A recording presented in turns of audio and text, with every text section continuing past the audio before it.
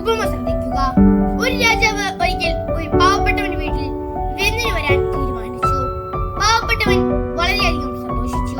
എന്നാൽ രാജാവ് ഒരു സന്ദേശം അയച്ചു. ഞാൻ നിങ്ങളുടെ വീട്ടിൽ വരുമ്പോൾ നിങ്ങൾ എന്നെ എവിടെയാണ് ഇരുത്താൻ പോകുന്നത്? നിങ്ങളുടെ വീട് വൃത്തിയാക്കി എന്റെ രാജകീയ വസ്ത്രങ്ങൾ ഇരിക്കാൻ പാകത്തിന് ഒരു സ്ഥലം ഒരുക്കുക. അതുപോലെ നമ്മുടെ കർത്താവ് രാജാവിനെ പോലെയാണ്. കുംഭസാരം അഥവാ പാപസങ്കീർത്തനം ആണ് നമ്മുടെ ആത്മീയ വീടിന്റെ ഏറ്റവും വലിയ ശുദ്ധീകരണം. നമ്മുടെ പാപങ്ങളെ ഓർത്ത് പശ്ചാത്തപിച്ച് ആ മുറിവിൽ കർത്താവിന്റെ മുന്നിൽ തുറന്നു കാട്ടുക. ഈ ഒരുക്കക്കാലത്ത് മാമോദീസായിലൂടെ ലഭിച്ച വിശുദ്ധി വീണ്ടെടുത്ത് ഒരു തുള്ളി പോലും മാലിന്യമില്ലാത്ത ഒരു പരിശുദ്ധമായ പുൽക്കൂട്